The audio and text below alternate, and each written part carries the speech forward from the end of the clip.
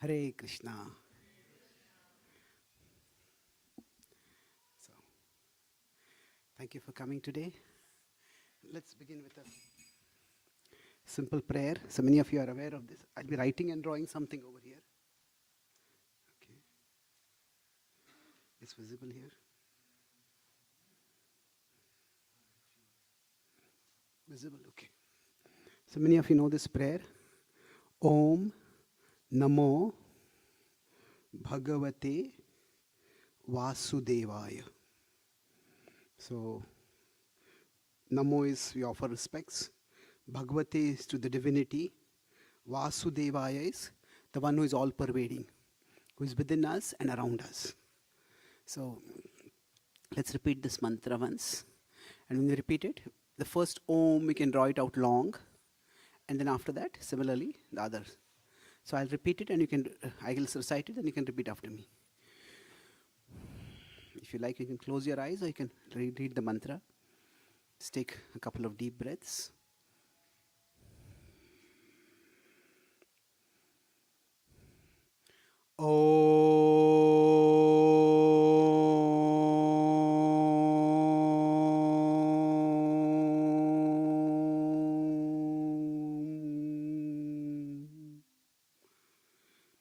Namo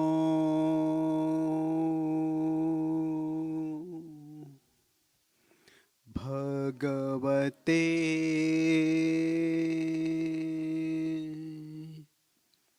Vasudevaya.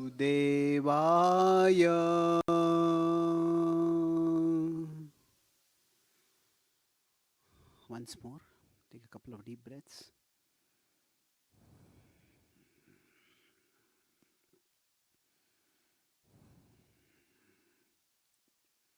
Together.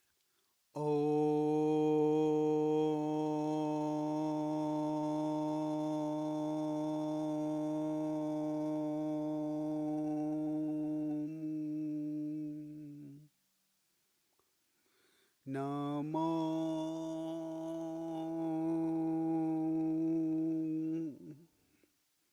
Bhagavate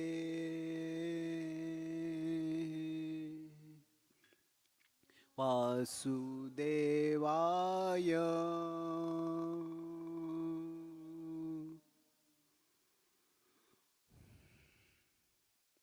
Thank you. One last time. Take a couple of deep breaths.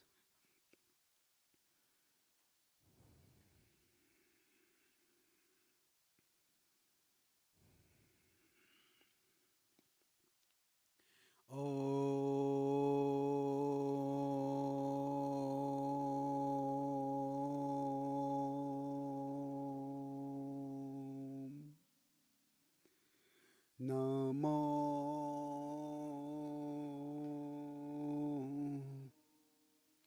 Bhagavate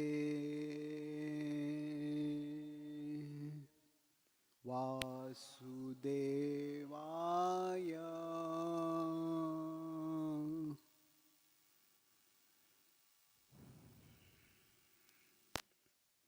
Thank you. So today I will talk about the spiritual journey from a rational perspective. That in spirituality, there are two distinct aspects.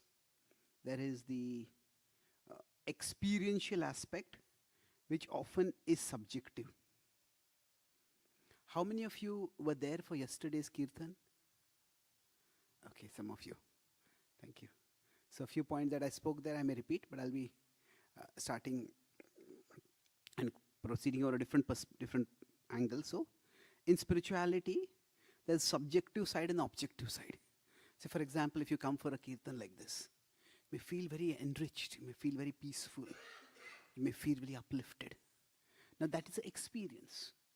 And that experience may well be what draws you to come here again and again. And that experience is very important. At the same time, there is that is the subjective side. There is also an objective side to spirituality. The objective side is in terms of certain practices which can lead to certain observable changes.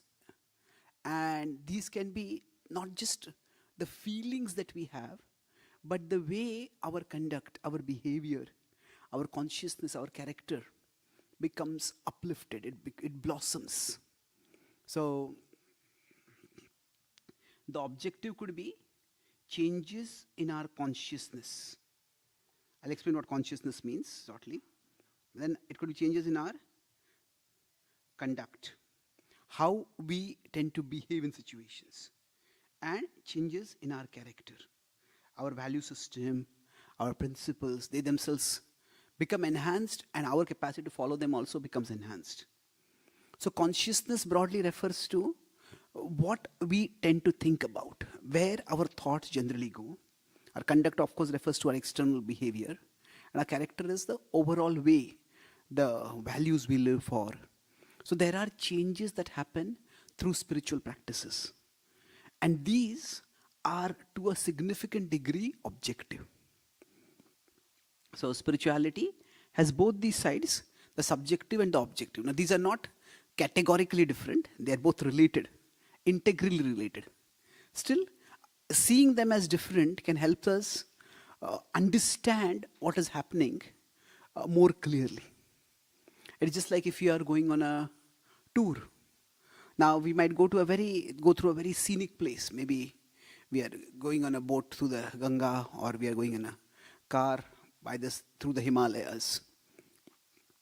Now, experiencing the beauty of the Ganga, experiencing the majesty of the Himalayas, that's a first-person internal experience. But at the same time, having a map to know which route I should be going, and where I take which turn, where am I, how far am I from my destination. Having a map is also valuable. So the objective side is more about having that map so that we can steer our journey accordingly. So the journey itself is subjective. The map is objective. Journey subjective means that the experience of the journey is subjective. So what do we experience when we feel peaceful or connected or joyful or enriched when we participate in spiritual practices like Kirtan? What is actually happening inside us? That's what we'll try to explore today. So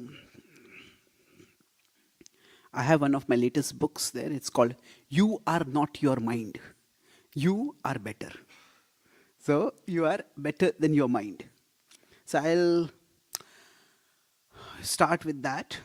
And in many ways, for me, my spiritual journey, one of the reasons for that was this trying to understand the inner world. In our life, we often want to open doors. When these doors open, we can have opportunities. A door could be a good education, a good job. Maybe we invest money somewhere and get good returns by which we have more financial flexibility. It could be a good relationship. So we want to, in our life journey, we want these doors to open so that our life can be better. At the same time, on the journey of life, there are trapdoors. And if we fall into those trapdoors, then we ourselves can make our life worse. So the opening the doors is what is important.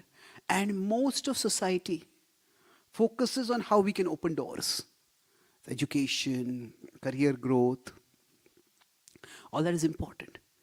But what about closing the doors inside us? So what are these doors? They're mainly two things: our desires and our emotions. So these arise ultimately from our conceptions. So our desires can be addictive. Somebody might have a difficult relationship with alcohol or drugs or whatever. Our emotions can tend to be negative. So we may always, whenever some situation comes up, we face too much anxiety, too much negativity. Some people are always most chronically pessimistic. That means even if something good happens, rather than appreciating the good has happened and feeling happy, they become nervous. Oh, now something good has happened, now something bad is going to happen. So now living, we all have fear in life, and that's life is uncertain. Some amount of fear is unavoidable. But there is living with fear and there is living in fear. We all have some fears we can't avoid. But fear as a companion is one thing. Fear as a prison is quite another. So people for whom negative emotions are too much, fear is their prison. It becomes the jail in which they are living. Now beyond these are our conceptions of life. Conceptions means, what is life meant for? How do I find meaning in life? So these themselves can sometimes be negative. So we'll focus on the first two, but we'll talk a little bit about third also. So closing these trapdoors is important in life also. Now, the spiritual journey is about understanding where those trapdoors come from and how I can close these trapdoors. So now the subjective aspect of this could be, each of us may have a slightly different trapdoor. I may feel anxious about dark places. Somebody else may feel anxious about dogs. Somebody else may feel anxious about heights. So the principle of anxiety, or even it could go further to phobia or whatever, that is universal. The specific may vary. So we are focusing on the objective part. So now what happens? The Gita explains that our existence is 3-level. That each one of us, we have our physical side, that is the body. Then we have our mind.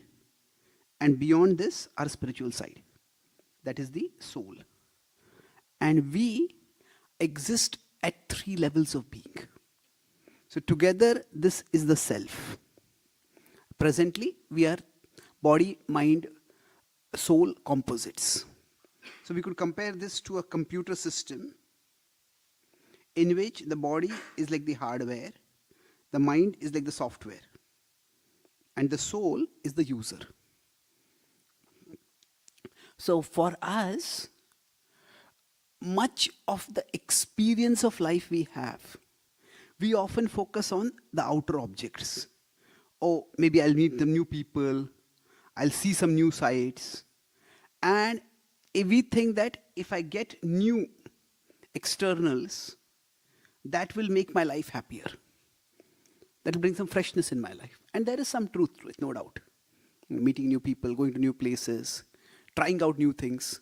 There's some excitement, some novelty in that.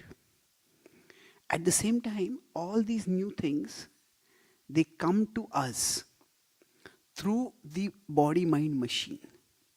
So the body-mind machine is, if I consider over here, can you see the light over here now? So can you see the light now? Is the light still there? It is there, but you can't see it, yeah. So this source of light, that is the soul.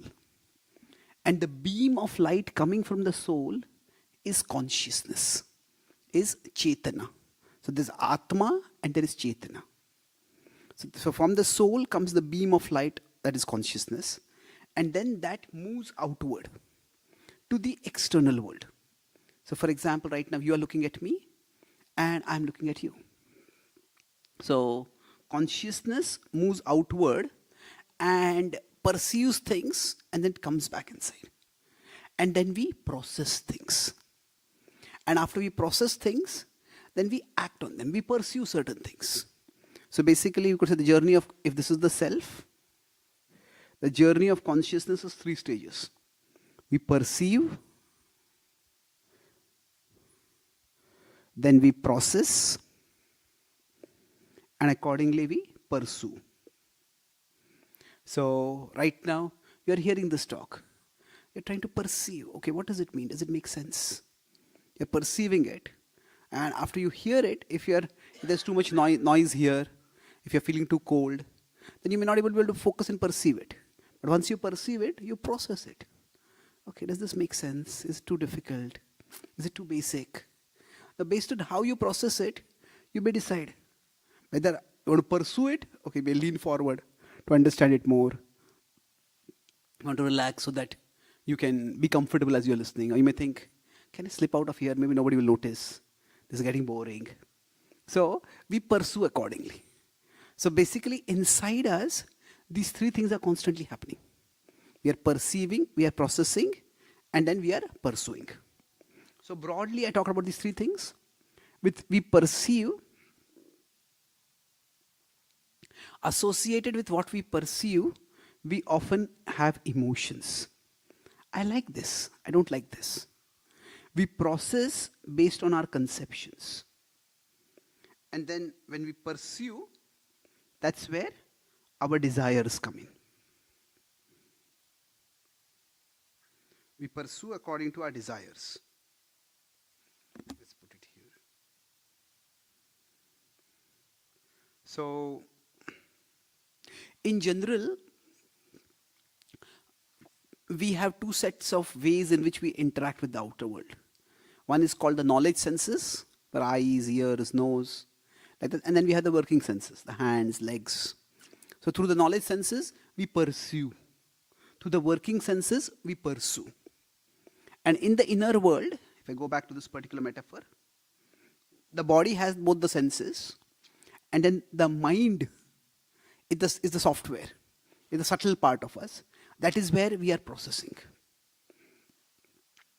So our question here that we started with is that what are we trying to do? How does spirituality work? So we're trying to understand the objective side of spirituality. So within that, and understanding that objective side of spirituality, I'm going to talk about three things today. That is, first M, I explained this. We are talking about a model of the self. It's a three-level model of the self. Now, we'll try to have a map of our inner world. So the second is, we'll do some analysis. And then last, I'll have some practicals. What we can learn. So, talk about in these three parts. The model of the self we understand now. Now, when we talk about analysis, how does this model work? And why are there trapdoors inside us? What does it mean? So basically, when we pursue, and when we process, all the three stages, there is a healthy way of functioning and there's an unhealthy way of functioning. So for example, if a child is driving a cycle, learning to ride a cycle, and a child is riding a cycle and maybe there is a food shop nearby. And a child is eager. Can I go into the food shop? Do they have my favorite food item? I want to go and eat over there. And a child is craning the neck and looking at the food shop and is driving. And from the other side, a car is coming. And the car will hit that child. And the child doesn't notice only. So what may happen when we are perceiving, there are many stimuli we can pursue. And some stimuli are more important, some stimuli are less important. But which stimuli should be more important may not always be the stimuli that we focus on. That's what we often call as distraction. Distraction is where something which is less important consumes us so much that that which is more important gets neglected. So essentially, the trapdoors, we are trying to understand the trapdoors inside us. The trapdoors are basically those that occur when there is some way of malfunction that happens. What is the malfunction? That, ideally speaking, what we pay attention to is of the same degree of importance as it is important for us. We pay as much attention as it is important. But sometimes this may go wrong. So these trapdoors, they trap our consciousness basically. They trap our attention. And once the attention is trapped in one particular thing, then it's no longer available for other things. So Let's consider some examples. Say somebody is an alcoholic. I have a friend in America. He's a very active spiritual practitioner. Previously, he was an alcoholic. Now, he was very high IQ individual, and he was overall quite functional. In fact, he was working in a Fortune 500 company and very successful, but he had a very dysfunctional relationship with alcohol. And he was invited to a 7-star retreat in Switzerland. It's an international company, so the international retreat was the corporate retreat. And there he was going toward the boardroom. And as he was passing by for a meeting of the top executives of his company, he saw there were some alcoholic beverages nearby. And he saw and he walked ahead. But when he entered and he met his boss, and he was looking at his boss, but he said, inside me, my boss' body changed into a bottle of alcohol. And I just couldn't hear what my boss was saying. I couldn't even see my boss. And I just couldn't function. And that's when this was such an important meeting for me. What's happening? That's when I realized I'm in big trouble here. I need to do something about it. So essentially, these trapdoors are basically, what they do is, they trap our consciousness. So our consciousness is what? Our consciousness is the energy of awareness. It can go in various directions, and most of the times, it goes where it needs to go. If you are driving on a road, we may not consciously tell ourselves to pay attention on the road. We naturally pay attention. But there are times when it may just go off in unwanted directions. So we need to bring it back to where it needs to be. So the trapdoor is what? Consumes our attention. So it could be in terms of desires. When there is a desire, now the desire we want to fulfill, that's important. But there could be more important things. But when one desire becomes too prominent, too dominant, everything else gets neglected. So the desire can become addictive. When it becomes addictive, it just consumes our consciousness. So for example, if this is my consciousness, and this is a desire inside the consciousness, it's okay, I want to go and eat this food, I want to go and meet this person. But then sometimes what happens?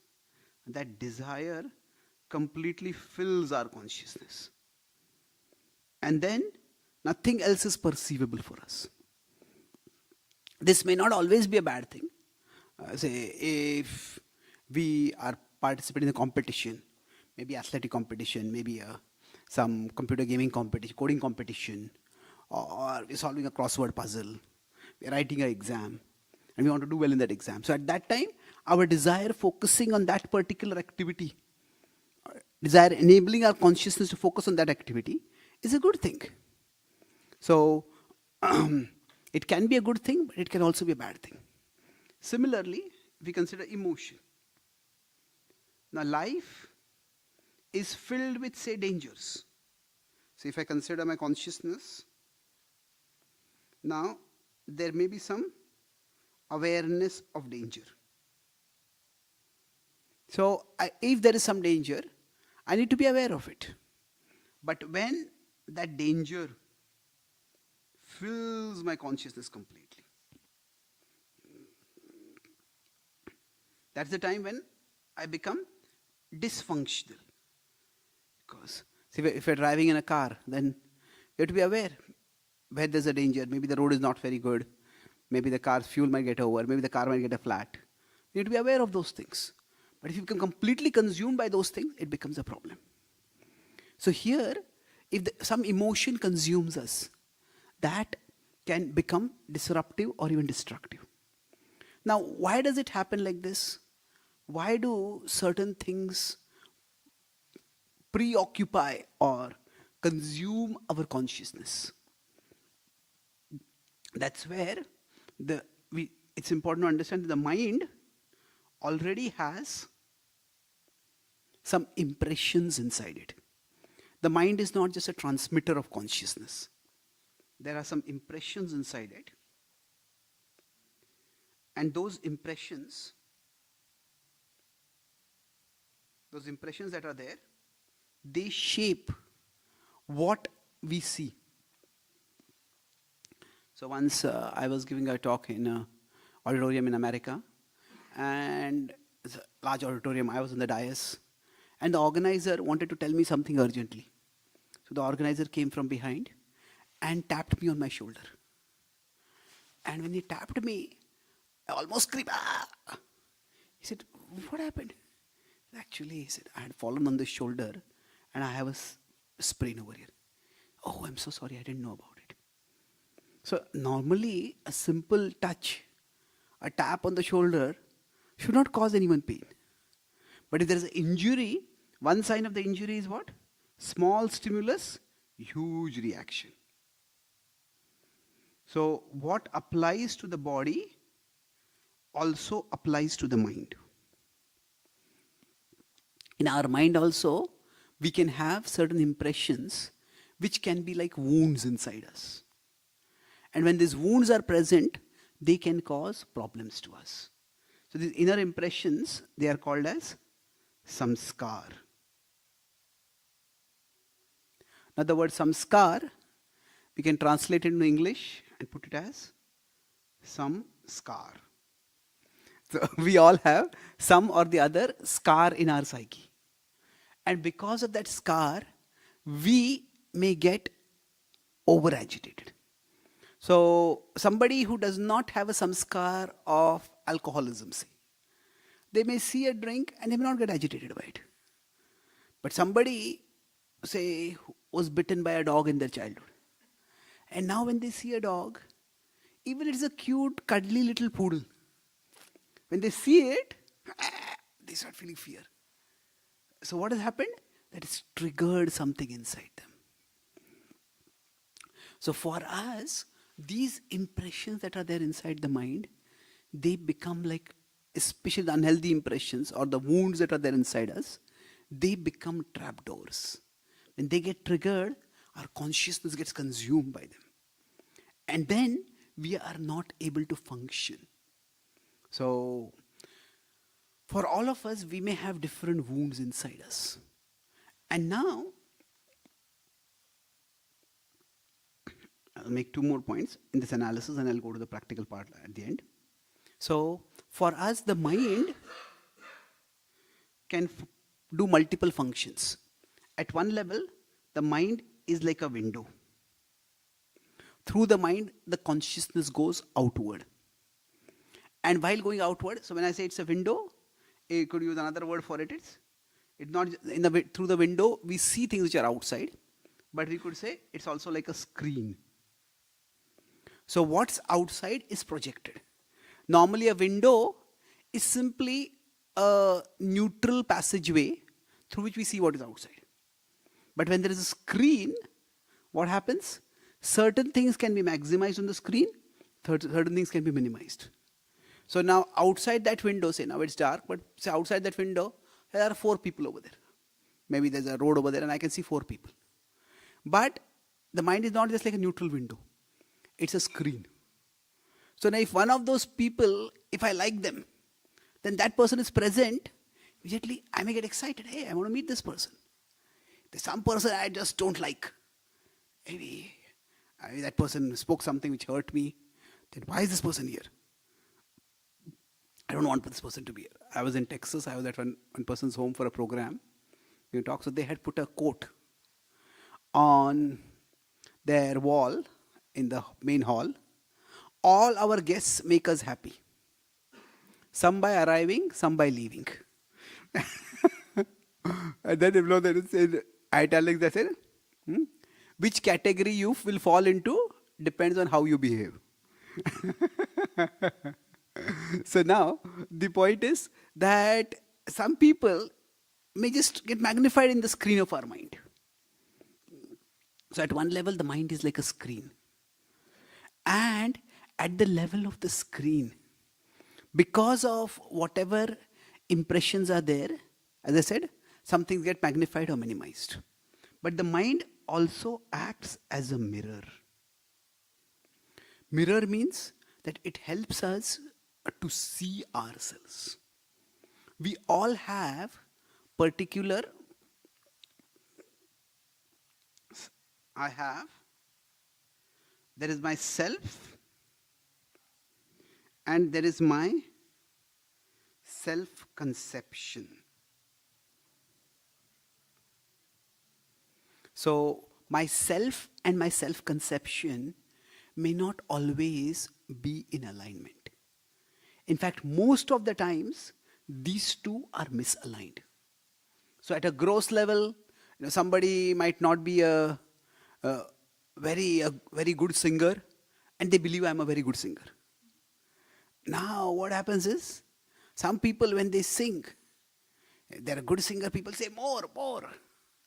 Some people, if they're not such good singers, when they sing, people say no more. So the idea is, now if that level of misconception is there, then just by seeing people's feedback, you may realize that, oh, okay, maybe I'm not that good a singer. Some people may think, okay, I'm physically very well built. But then there's a huge suitcase. Some guest comes to our home, they got a huge suitcase. Okay, I may think I can lift it. But I try to lift it, and it's a 40, 50 kg suitcase. And if I try to lift it, then I become a burden that others have to lift on a stretcher after some time.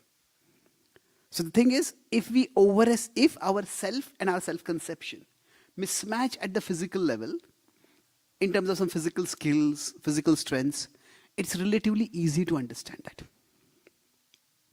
But there can be, if the self-conception, if this word is a little unfamiliar, we can talk about our image. See, we all have our image of ourselves.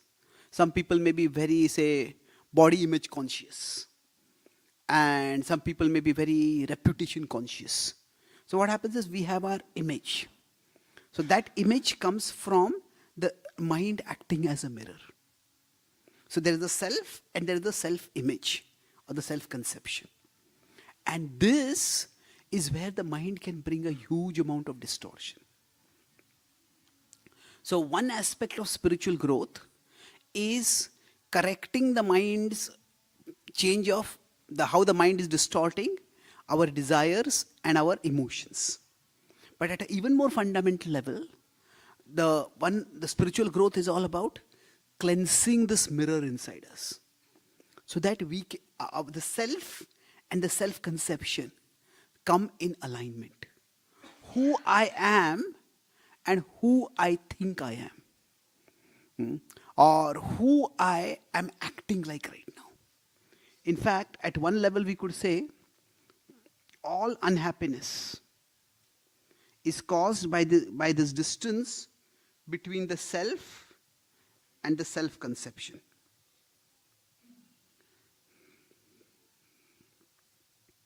So now the mind's desires, emotions, and our self-conception, these are not completely unrelated.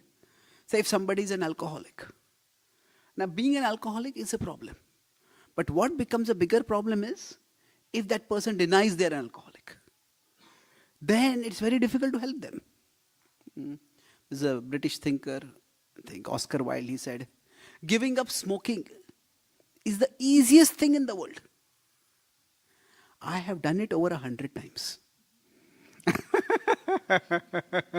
So I gave up smoking, but smoking did not give me up. So this is where a person may be in denial. So if I'm an alcoholic and if I think I'm sober, then that distance between myself and my self-conception will be a huge problem.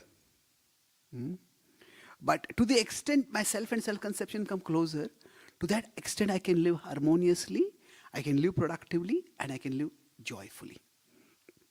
So one aspect of spirituality is bringing these two closer and in alignment with each other. So what is the self? Who am I really? And who do I think I am? That distance, how do we even become aware that there is a distance between the two of them? And how do we bridge that distance? How do we bring the two closer to each other? So there are moments. So for example, when we participate in activities like Kirtan. So what is happening? Now each one of us, each one of you come here over here, you have your own history, you have your background, your career, your particular nationality, your particular education. You all come from different backgrounds which lead to different conceptions. But yet, independent of what your conceptions might be, you experience something uplifting. You experience something special, something enriching. And such spiritual experiences, often they just transcend, they go beyond all categories of conceptions that we may have from our past. So they remind us that, or at least point us toward the possibility that there is some reality, something at my core which is getting awakened, which is relishing this experience. And awakening it more may open the door for more such experiences for me. For such experiences becoming more regular, becoming richer. And those experiences staying with me on a deeper level. So that's what spiritual growth is about. The mirror by which, say, if we look at a mirror, may say, okay, my hair is not the way I want it to be. My dress is not the way I want. My clothes are not the way I want it to be. Maybe, say, apply this to look, maybe this is not the way I want it to be. Then we can fix it. But if we don't have that mirror, or that mirror is distorted, then we may not be able to understand also what we are doing. So getting the two aligned together, that is another aspect of spirituality. So this is the analysis, this model of the self. So another trapdoor that comes in our life is when our conceptions don't align with who we are. So this can lead to, this is not just a casual problem. It can be a casual problem, but sometimes it can be a catastrophic problem also. How? Everybody will experience loss in life. Loss could be, we apply for an interview and we don't pass the interview. If we may have a job and we lose the job. We might be in a relationship and that relationship may end. So there are various ways in which we may experience loss. Now, when that loss comes on the mind, at that time the mind may process it as, I have lost. And this is good. This processing is objective. We can't be in denial. But it may magnify it further and it may say, I am lost.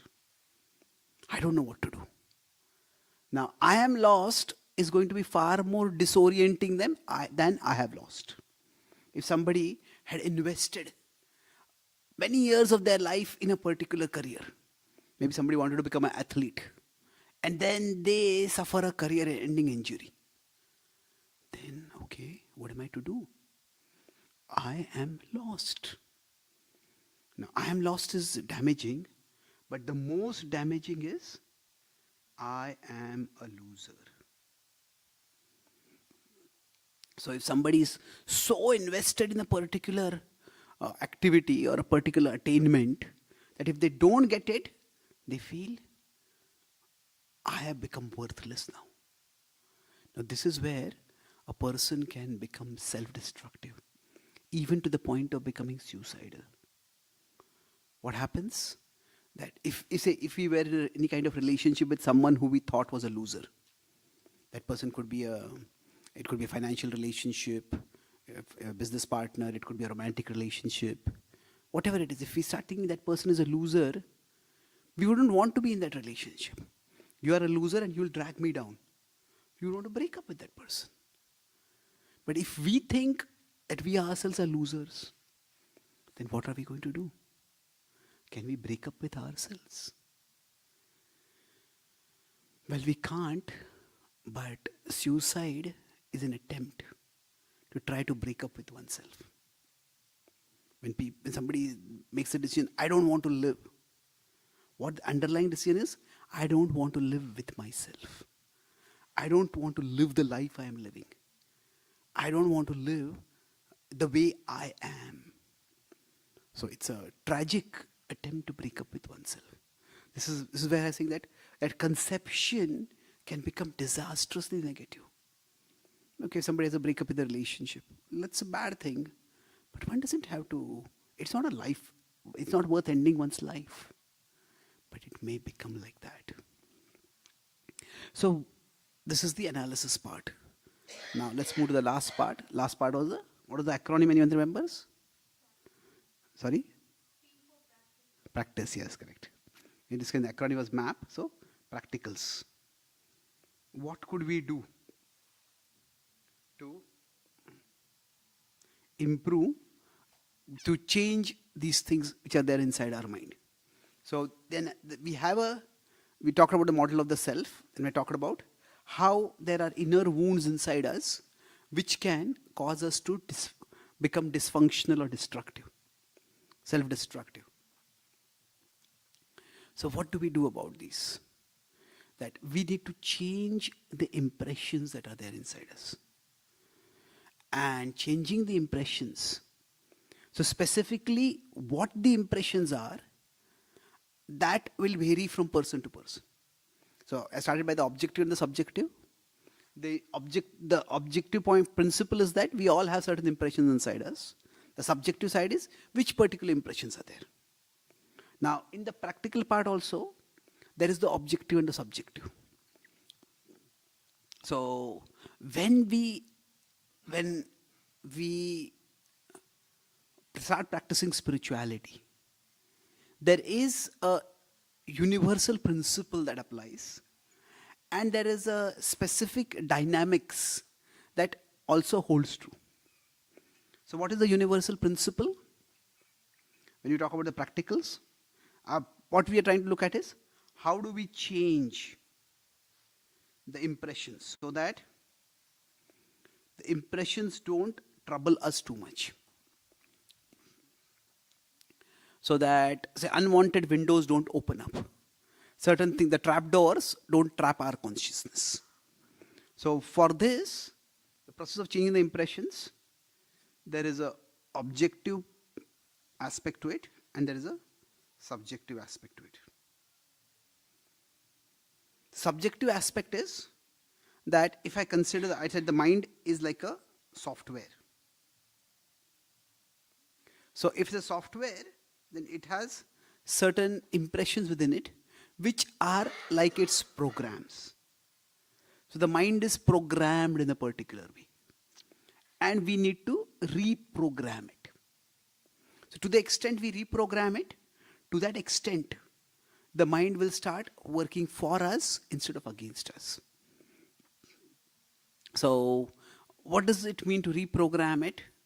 That basically, if in this conception, the mind is just a machine, it's mechanical. And it's mechanical means that, say, if we have visited particular websites repeatedly, one particular website we have visited repeatedly, then what happens? Whenever we type anything related with that, say I'm based in Mumbai, there is this small thing in Mumbai. Have any of you heard of this? So it's called Bollywood. It's the Indian movie industry. Of course, the Indian movie industry is much more than Bollywood, but Bollywood is a much major part of the Indian movie industry. So now if somebody has visited their a website called Bollywood.com, they visit 5 times, 10 times, 50 times, and now they come for a spiritual talk like this, and they hear, okay, this talk is about the Bhagavad Gita. So now what happens? They say, okay, I want to know what is the Bhagavad Gita. So they start typing Bhagavad Gita, and they type B, and what will happen? Bollywood will come. That will come as an autocomplete. So that they may not want to go to that Bollywood.com, but it will come as autocomplete. That's because it's stored in their browser history. So the mind, so the browser, it's not that the browser is intentionally trying to distract them. The browser is only making it easier for us to visit the site that we had visited earlier. So now, if we want to visit bhagavad-gita.com, we have to type it all out. Bhagavad Gita. When you type it all out, then that gets stored in the history of the browser. Next time when we want to visit, still Bollywood might come as the first, but Bhagavad Gita would also come below somewhere as another option. If we keep visiting this, then what will happen? Keep visiting Bhagavad Gita, then eventually that will come as the top autocomplete. So this is why in spiritual practices, one objective principle is repetition. Do the same thing repeatedly. And if you do it repeatedly, you will experience a positive change. The mind will get reprogrammed. So, this aspect of repetitions, for example, we chant in Kirtan, we sing the same mantra again and again. We may have some variations, but we sing the same mantra. If you are doing some sadhana, you are given a mantra, you repeat that mantra. There are certain prayers, certain affirmations. If you are breathing, we breathe in and breathe out repeatedly. So there is a repetition. So repetition is very powerful in reprogramming the mind. This is the objective side of it. Now, the subjective side of it is that how does the repetition work for whom? Which repetition we find it easier to do, which repetition we find difficult to do. Which things connect with us immediately, which things don't connect with us. That will vary from person to person. That for each one of us, the mind has its natural flows. And we can't completely change them, nor do we need to change them. So it's like the Ganga is here itself. Now if the Ganga is flowing, normally in a river what happens? There is one direction the current is flowing. So the overall, it flows from the mountain below. But often if we consider when if we have an ocean, in an ocean, if there's a vast ocean, there may be different currents which are flowing in different directions. Sometimes when these currents flow across the ocean, it has its own temperature variants, air pressure variations, because of which different currents flow in different directions. And especially at points where two powerful currents meet, then there can be a disruption over there. Sometimes a stormy wave comes up over there. So like that, inside us, different currents are moving. Now some currents may be constructive, some may be destructive. So we can't, if there is a current in the ocean moving in a particular direction, the force is so strong, we can't fight the current. If we want to go in a particular direction and we get caught in the current which is going in the opposite direction, then we will be dragged in that direction. We'll have to put an enormous amount of force to push in the opposite direction. It may be much easier to anticipate that current and to get out of its way. What is best is if we can understand, okay, which is the current going in the direction where I want to go, and then place ourselves in that current as much as possible. If we do that, then we will be able to move much more smoothly in the direction we want to go. So this is the inner work that is completely individual. So some of us may be attracted more to music. Some of us may be attracted more to language and words. Some of us may be attracted more to art. Some of us may be attracted more to nature. Some of us may be attracted more towards doing some practical action, making something, doing some volunteering work. So these are the natural flows inside us. And understanding those flows and directing those flows constructively. That's how the inner fight, inner struggle, the inner opposition will become lesser. So among all these currents that are there is yesterday I was discussing this topic about, is spirituality about self-acceptance or is it about self-transformation? The way I am, I come to peace with myself, acceptance. Or I put a lot of force, come on, this is not the way I want to be. I need to change myself. So spirituality is about both. So there are some currents, say if we want to go in this direction, this is the desirable direction. And say this is the undesirable direction, the opposite. So now for us, the currents which are there inside us which go in a particular direction, we need to, for these currents, there is self-acceptance. Yeah, this is the current that are naturally there in me. I can't change them automatically. We can try to get interested in some things, but there are some things for which we have natural interest. And it's very easy to act accordingly. Now, some currents may be going completely in opposite directions. So that is where we need self-transformation. We may not be able to stop those currents, but we can make sure that we don't get caught in those currents. So then we can move in the opposite direction. Now combine this current metaphor with the earlier metaphor of the program, the inner wounds. Like I said, you touch and immediately you feel some pain over there, because that's a wound over there. So these currents are constantly flowing inside us, but they may be flowing at a subtle level, at a subconscious level, and something triggers them and they come at a conscious level and they become overpowering at a particular time. So what we need to do, we need to become conscious of those currents and then alter them. That either I tap the current which is going in a constructive direction, or I move out of the current which is going in a destructive direction. This is the inner homework that each one of us can do. There is no formula for spiritual growth. There are certain principles which are important to understand. But how I engage with my mind, how I engage my mind, that is something which each one of us has to do individually. So, I'll summarize what I discussed today and then we can have some questions. And I talked broadly about spirituality, how we can approach it rationally, the objective side of spirituality. So I used the acronym MAP for it. So spirituality has a subjective side which is associated with our experiences, and we have an objective side which is associated with our consciousness, our conduct, and in the long run our character. So these are subjectively we may feel good and that's wonderful, but objectively if these are changing, then that is where our spirituality is really working for us.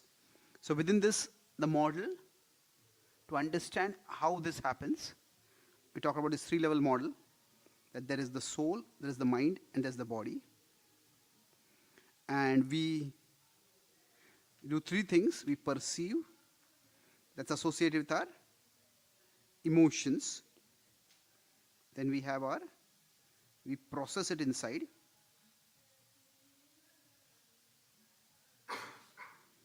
So we process inside, that's associated with our conceptions. And then we pursue certain things. So what we pursue is associated with our desires. So for all of us, when we are functioning with this model, the mind is like a software. Now this software often affects us.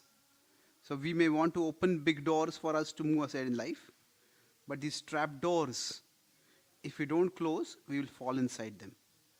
And we can ruin our life.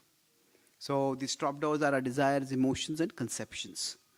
And what happens, the characteristic of having a trap door is a small action and a very strong reaction. A small stimulus and a very severe reaction. What can apply at the level of the body, it can also apply at the level of the mind. So this severe reaction, what is it? It traps our consciousness. So we can't think of anything. We are discussing about ourself and our self-image. So the mind is both a mirror and a screen. So the screen, it may enlarge certain things and reduce certain things. That is problematic. But if the mind distorts our own conception, that can be much more damaging. I talked about how when we face loss, we may think, I am a loser. And that could be disastrous. And finally, in terms of practicals, I talked about how there is a objective side, that is repetition to reprogram the mind. And the subjective side is, it's almost like an inner investigation each one of us needs to do. what are the current inside me and how can I tap those currents. So inner investigation, to understand the currents. So what are our innate, what are the way my mind works? And how can I get that mind to work? So here the metaphor is the mind is more like a program, and here we can reprogram it. But here often the metaphor of the mic is more, mind is much more alive. It's like a child, or it's like a monkey. It's an individual. It needs to be understood. It is, then we can channel it accordingly. So thank you very much. Hare Krishna.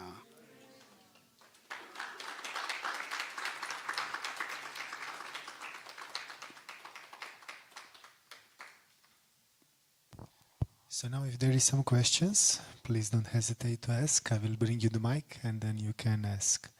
We have some more time before the dinner comes.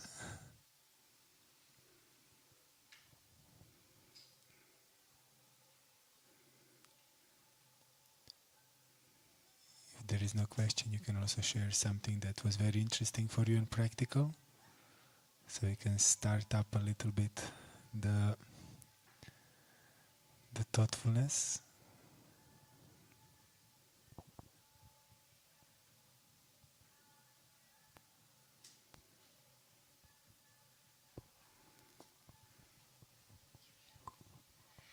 Yes, thank you so much for that. I think one thing that really resonated with me was this kind of pipeline from a loss to I am a loser and how destructive that can be.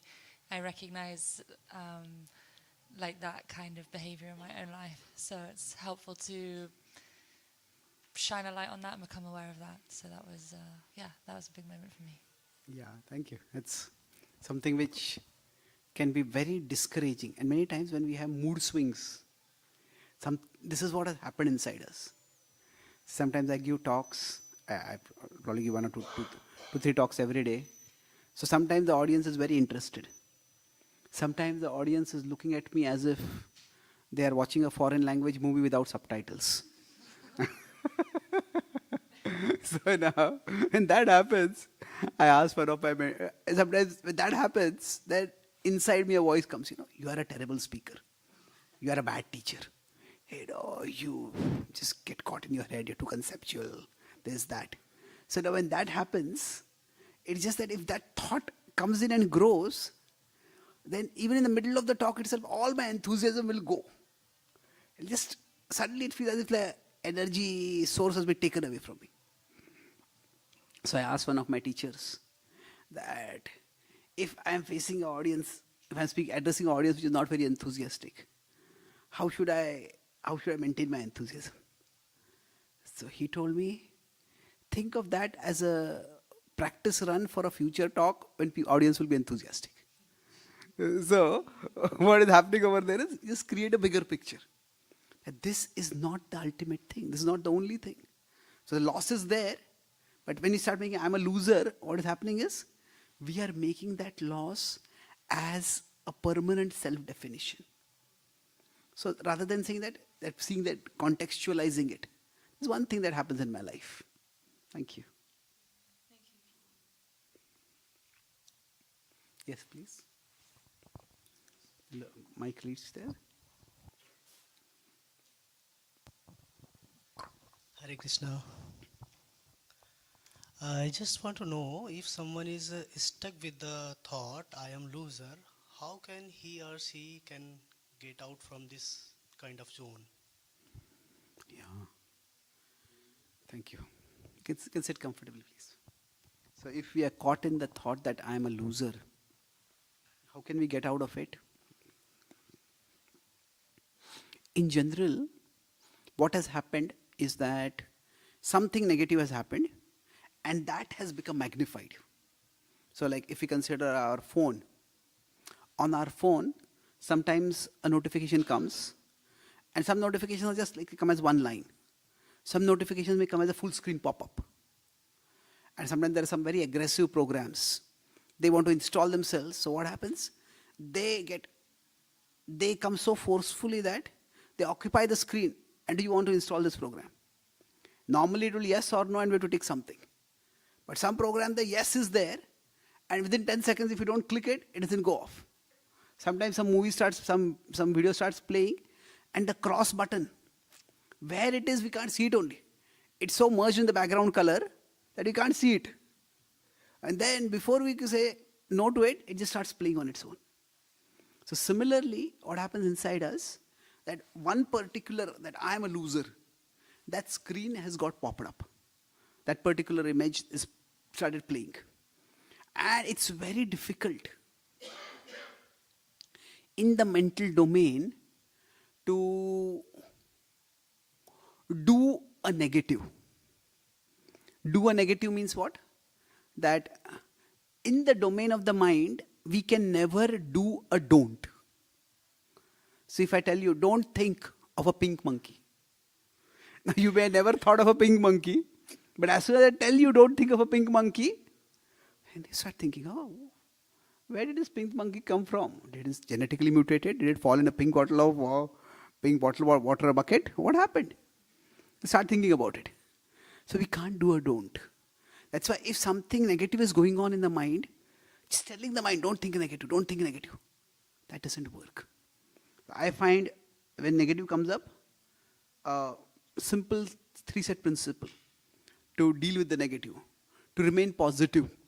Look for something bad has happened in our life. And that is becoming projected. That is becoming very big. So when this is happening inside us, it is bad, but we start thinking it is disastrous, it is catastrophic. Like a catastrophe, it is going to be destroying us completely. So at that time, the first step is look for the good around the bad. Rather than trying to say this is not bad, look for the good around the bad. So if, for example, no, we lost a job, that negative is there and the mind is saying, this is terrible, I'm a loser. Okay, look for the good around the bad. You know, maybe I have a family, I have supportive family with me. I have got some savings in my bank. I have got good health. I got some decent education. So all those do not change the fact that I have lost my job. But still, look for the good around the bad. So rather than trying to minimize the program, we can't minimize the program sometimes, especially in the mind. But what we can do is, we can maximize something else. We can find out something else to maximize. That's why it's important that we take some time consciously in our life to count our blessings. That what are the good things in my life? The mind by nature is designed to look more for the negative than the positive. And that is not because the mind is the enemy. That is because that is what is required for survival. So if you go up the Himalayas, and now there might be a lot of beautiful scenery, there are beautiful flowers, maybe there is a particular place where the greenery is, the sunlight is touching the greenery and there's a beautiful reflection. There are many beautiful sights over there. Now, if we see a beautiful sight, we'll get some pleasure. But suppose there is a snake slithering by, and say it's a poisonous snake. Now, if we miss that snake, it can bite us and we can die. So the nature of the pleasure-pain balance in the world is not a balance. We can have only a finite amount of pleasure, but we can have far greater quantity of pain. And the pain can cause far greater damage to us, even permanent damage to us. So what I'm saying by this is that the mind is designed in such a way that it knows if I miss something pleasurable, okay, it's a small loss. But if I miss something painful, it could be a huge disaster. So in general, our mind is designed to notice the negatives much more than the positives.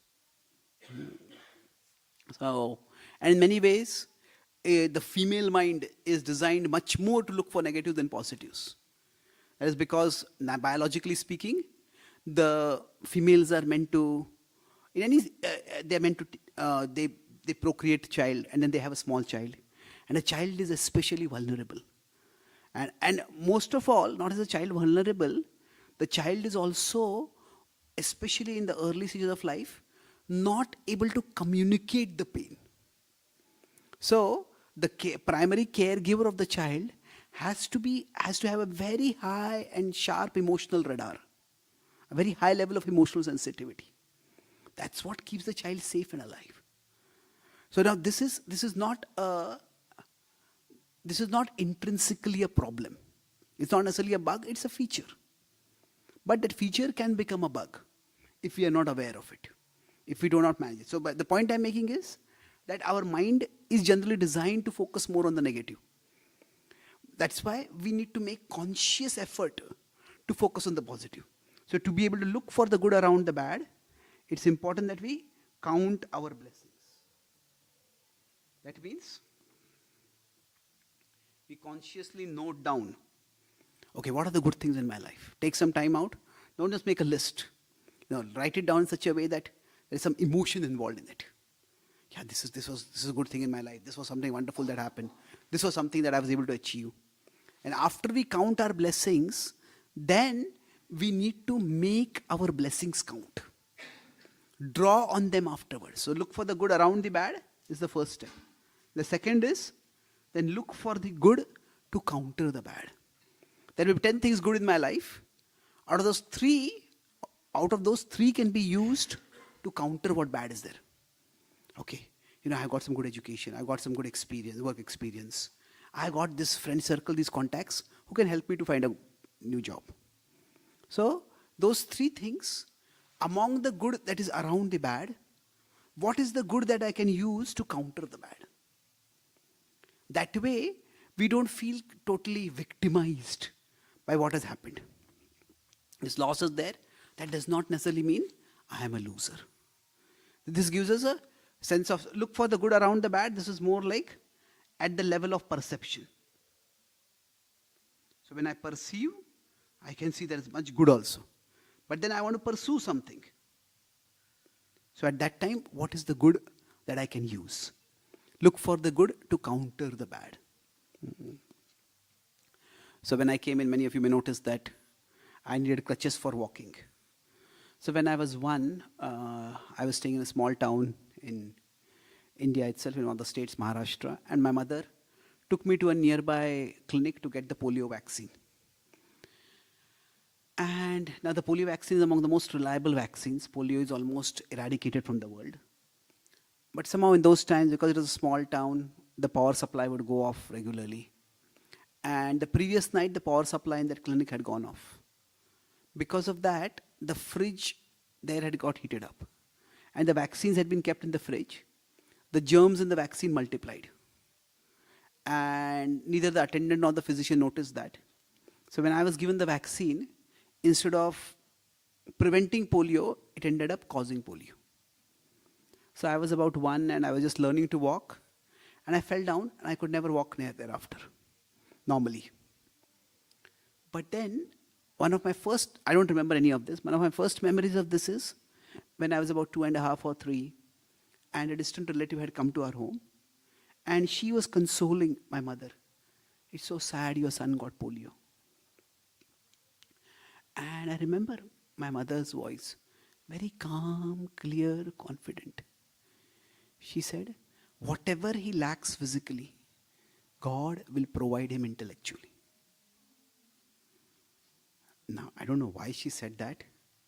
Whether it was her observation of some intellectual ability I had shown, or it was her hope, it was her prayer, it was her blessing. Whatever, it stayed with me.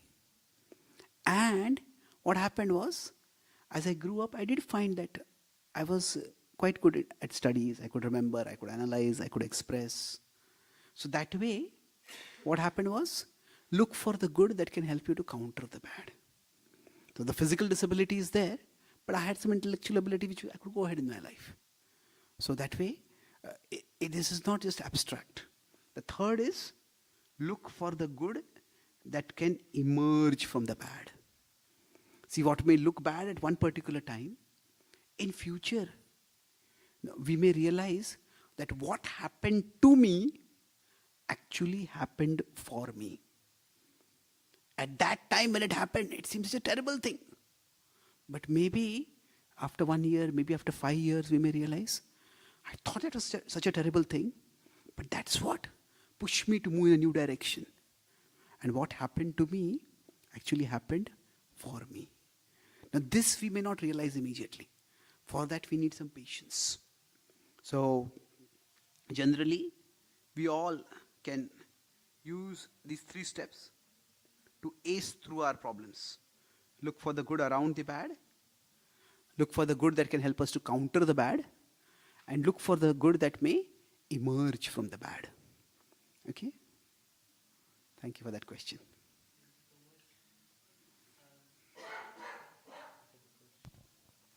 Yes, please. I feel that the impressions I have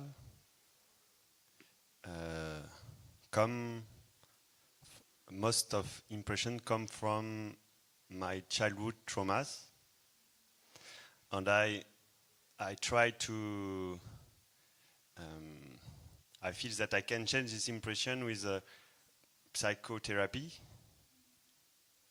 and I feel that it changed some impressions. And my question is, do you think that with spirituality we can heal everything and change all impressions we have? With spirituality, can we change or heal all the impressions? I have talked with different spiritual leaders about it. I have also tried to read various texts. I haven't got a conclusive answer. I'll tell you my current understanding, and I'll tell you the logic for that understanding. One of the aspects about the model of the Gita's model of the self is that the mind is like the body. The mind, body, and soul are 3 distinct realities. So when I say the mind is like the body, that just as the body can get wounded, the body can get diseased, the body can get hurt, and sometimes some damages to the body might be permanent. So similarly, some wounds on the mind might be permanent. So is it possible to heal from every single wound? Maybe not. But there is still a difference between having a wound and fixating on the wound. So for example, my mother's words about my physical disability, they help me to distance myself from my physical side. So I don't identify with this too much. For me, the crutches that I use are just like my glasses. Without the glasses, I can't see very well. But it's not that it occupies a big space in my mind. Oh, I have to wear glasses, I have to wear glasses, I have to wear glasses. Now, of course, glasses are much more common, and glasses are not that inconvenient. Crutches are, but still the point is, it doesn't occupy that much space in my mind. So similarly, what applies to the body can also apply to the mind. That we may have certain wounds from our past, and many of those wounds can be healed. But even if some wounds can't be healed, still they won't have such a controlling influence on us. Because the thing is that just as I understand I am not the body, I understand I am also not my mind. And if I can distance myself from my mind, okay, this is the way my mind functions. And I understand that, and that's why my mind has this current, but does that mean I have to flow along with that current? No. So, yes, many wounds can be healed, but some wounds may not be healed. So, for example, now whether you want to call those things as wounds also, it depends. Let's take an example. Earlier I said that some people, if we think negative thinking could be like a trap door for us. While that is true, that's not completely true. Because actually the capacity to think negatively, systematically, is also a gift. What do I mean systematic negative thinking? Which is a little weird. But what I mean is that not everybody can clearly analyze what is wrong in some situation. So I am a writer. I've written about 30 books. So while writing, there is a vital role for editing. In fact, writing and editing are almost two opposite activities. Writing is more about creativity. Editing is more about criticality. Writing is, I want to try that idea, try that idea, try that idea. Criticality, hey, this doesn't work. This sentence doesn't link with that sentence. Therefore, this idea doesn't make sense. There's one author, British author, who was used to write very complex, abstruse text. So once one of his editors confronted him. What does this mean? I have read this a dozen times, I can't make sense. So then he also read it once, twice, thrice. He read 5 times. And then he said, when I wrote this, God and I knew what it meant. Now only God knows what it means. So the point is still his attention was drawn to it by the editor. He himself didn't realize this doesn't make sense. And I can't make sense out of it also. So the thing is, editing is also a very valuable service. So negative thinking is a tendency of the mind. And that's not a bad tendency. There are many professions where this capacity to think negative is vital. Say in quality control, in risk assessment. If somebody is going to build a skyscraper building, then we say, what a visionary. There's a complete barren wilderness over here. You think we have a skyscraper over here. Yes, you need a positive visionary, but you also need a negative visionary. If the building catches fire, what are the escape ways available? What are the possible dangers? How do you deal with that? So, if we don't envision the negative possibilities, then if they come, we won't be prepared for them. So now this is also a gift of the mind. Some people can do this very well. Now the problem becomes that if this is a particular current in my mind, and this current can flow quite forcefully. The problem is not that the current is present in the mind. The problem is, I don't think of it as one current in my mind. I think of it as myself only. See, that means say somebody is very good at proofreading. And say it's their birthday, and their 5-year-old child writes some birthday letter or birthday card and gives to them. And they start proofreading the child's birthday message. That is not required over there. You don't turn on your proofreader's brain at that time.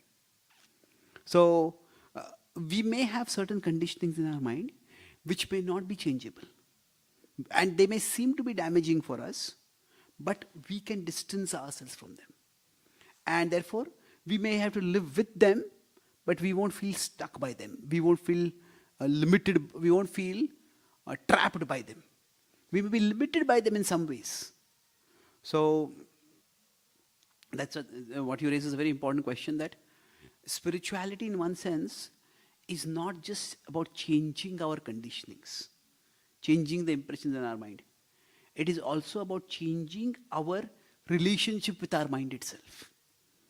So when that happens, I may have a particular mind, but I can use it in the best possible way.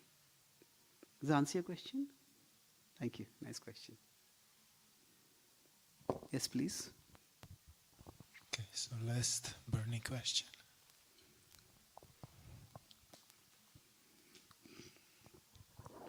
So first of all, I'm very thankful for the stuff you shared about feeling lost and feeling like a loser. I actually have someone very close in my family who had a bit of alcoholism, and back in August, they did try to. It was a failed attempt at suicide. Now this person I have spoken to many times. I've tried to be a friend. I've been very empathetic. I've also been a jerk, just to make them understand that what you're doing is wrong and it's affecting people around you. But they don't seem to understand. Because I could not see them deteriorate, because they are like super close to me. This person is super close to me. I could not see the person deteriorate, so I just cut off, and I had all this built-up anger about this person until I understood that okay, they actually feel like a loser themselves. That's why they're on this path. But I just want to know, what can I do or what can someone do? How can you treat a person like that? How can you talk sense into them? Or how can you be with someone like that? How to deal with someone like that who's on this path? That's it. Thank you. It's a very, sit comfortable, please. Now, if somebody has attempted to end their life and then they don't seem to be listening to us, we try to help them. What can we do? See, in general, for us, every morning we wake up, life can be difficult, it can be depressing. So we need some reason to wake up, some reason to move ahead in life. And many times we say that, okay, we are happiness, we are pleasure seeking, which is true, but actually what we are seeking even more is meaning in life. Life will always bring some pain, some distress. But if there is some meaning to our life, then that meaning can make the pain bearable. Say, if you come and do some yoga exercises, or say we go up to climb the Himalayas, there is some discomfort, some pain in that. But if, say, becoming healthy is meaningful for us, or climbing up the Himalayas to reach a particular peak is meaningful for us, then what happens? Meaning makes pain bearable. So in general, when there is this kind of thought that I want to end my life, that is not just because of the problems that are there in the life. Everybody has problems. Of course, some people may have far bigger problems than others. But the point is, it's not just the problems. It is the sense of the loss of meaning. That nothing matters, nothing counts at all. So somehow or the other, we need to, if you consider there are 4 quadrants, there are means and there is meaning. So meaning is more internal. That this is what brings meaning to my life. For example, somebody, it may be taking care of my family. For somebody, I'm an artist, like I want to make art. There is that trope or stereotype of the starving artist. That they be starving, that they don't have so much means, they don't have food, but that art gives meaning to their life. So broadly speaking, our life can be in any of these 4 quadrants. That we have means but no meaning, we have neither means nor meaning, we have meaning but no means, and we have means and meaning both.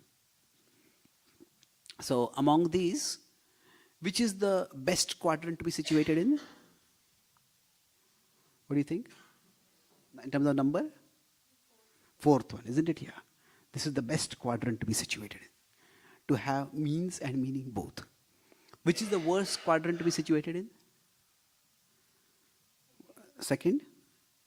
Yes, true. This is the worst. But the first is also quite close. Because what happens is, this is the worst because there is no means and meaning. So for example, I met one young man in Canada and he looked like an Indian, but then he told me he was Sri Lankan.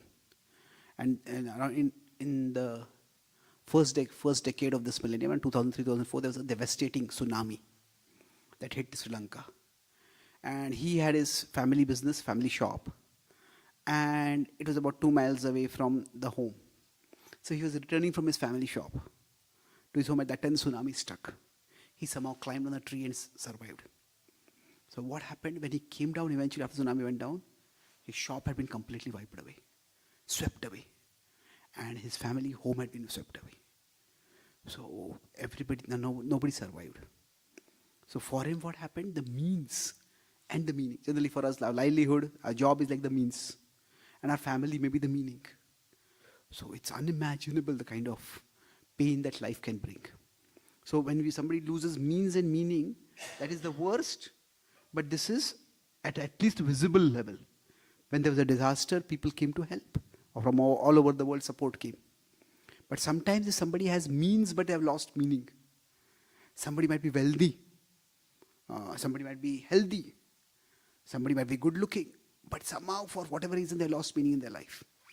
This can be worst because it is invisible. Because others may say, why are you feeling sorry for yourself like this? And others may not understand at that particular time. So the point is, wherever a person is, if we want to help them, we have to help them come towards, ideally towards quadrant 4, or at least towards quadrant 3. This is the best. This is also good in the sense that it is bearable. So, what do you mean by bearable? That somebody likes to do music, but they don't have money to buy a musical instrument, or they don't have any channels by which they can produce their music and share it with the others, or they're sharing it with others, but maybe it's not becoming popular, maybe it's not being appreciated, but still it's meaningful for them. They can still continue to do it, or there'll be some dissatisfaction. Why are people not recognizing it? So the thing is that even the third quadrant is good. So helping somebody find, to overcome that suicidal tendency, is that we need to help them find meaning in life. Now the question may come, how do you help them find meaning? But at least at a conceptual level, this is that some meaning and some means. So how do we help somebody find meaning in their life? Now, there are two aspects to it. This is a big question, but there are two aspects to it. One is we help them to look at their gifts. What is positive in their life? Not just gifts in terms of abstract, but the gifts, not just what they have, but what they have done with the gifts. Say, if during their life, have they done something of value? Not just in terms of achievement in the world, but value in terms of making a positive difference in someone's life. Everybody has done something like this. There are some very heartwarming movies. Some of you have heard of an old movie, It's a Wonderful Life. It talked of a person who had committed suicide, but then he was taken back. How his life, ordinary life, had made a lot of difference to many people. So basically the idea is that help them to see how their life has value, how their life has meaning. Quite often we live in a super comparative world, and that's why we may feel, okay, this person is doing so much better than me and that person is doing so much better than me. There may be truth to that, but independent of comparative value, each one of us in our existence has intrinsic value. So what gifts they have and what they have done with their gifts. Some small sense. So that sense of meaning can begin even with a small sense of appreciation. So it may require some time, it may require some talking. Sometimes it may require some chastisement also. So like you said, being a jerk, some speaking strongly to them, that may also be required. But the point is, as I said, that it's not very helpful at that time to guilt them into not committing suicide. Now, what happens is, already they are feeling negative, and then we tell them, if you do this, it will cause so much pain to others. That is true, no doubt. But it's rare if that point they will appreciate that. That may only make them feel more negative. Now, of course, how the human mind works, we don't know. Sometimes people can be jolted out of their sense of stupor, the sense of mental daze that they are in, by some strong words also. So one point is the gifts that we have. So this meaning comes by appreciating the gifts that we have. And trying to appreciate them for what they are, not comparing them with others. But a far greater source of meaning comes from taking some responsibility. It could be responsibility for, maybe somebody has a pet and they take responsibility for their pet. Somebody has a family member, they take responsibility. Something beyond myself. And it could also be that I have this gift and I will take responsibility for using this gift well. And that itself, that sense of taking responsibility is called dharma in the Vedic tradition. Dharma is not meant to be like a duty that is a burden on you. That actually taking responsibility can bring meaning for any situation, in any situation for people. See, most, unfortunately, this is the last point I'll make because it's such an important question, that the way society and culture are shaped around us, often we think my meaning in my life will come by gaining recognition. That what all I am doing, when the world recognizes it, when I get some award, when I get some praise, that time that will bring meaning to my life. And there is truth to that. But those are occasional moments. So suppose somebody works for some cause, somebody works there to clean the Ganga. The Ganga is polluted, somebody works for months and years, maybe decades, and one day they get some big international award and they get some recognition. Now yes, it is not that that recognition will make all their work meaningful. No, that's a significant moment, but just serving Mother Ganga, that itself gives joy for them. That itself brings meaning.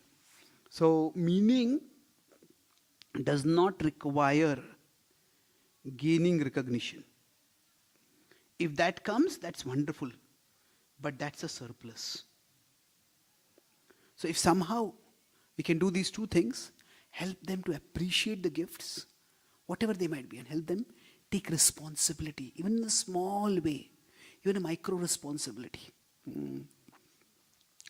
In America, some of our Bhakti Yoga practitioners, they are they're pioneering something called bovine therapy. Bovine therapy is basically what? Bovine is the adjective for cows. So, in traditional India we call it as go seva. So they go to a cow farm, and people who may be having a lot of depression, a lot of negativity, just go and take care of cows. We serve them, offer them some water, offer them some food, maybe just gently massage them, fondle them, or just lie down and cuddle with them. I need gentle cows for cuddling, but whatever. Now this is just spending time with another living being. Not just spending what it does for me, but caring for it. Equine therapy, with respect to taking care of horses, there's been a good amount of research, and very positive research. Bovine therapy, whatever research has been done, has been even more positive. So the idea is that just getting out of the shell that the mind has constructed around us and trying to do something. So let's see how we can help them to find some meaning, and then we can help them with some means with respect to that. So means are important, but meaning is much more important. And if we can help them do both, there's nothing like it. So now meaning doesn't have to be some lifelong lasting, life-changing meaning. In this situation, what can I do that can be meaningful? So that way, slowly positivity will start coming in their lives. Okay. Thank you for that question. Thank you. Hare Krishna.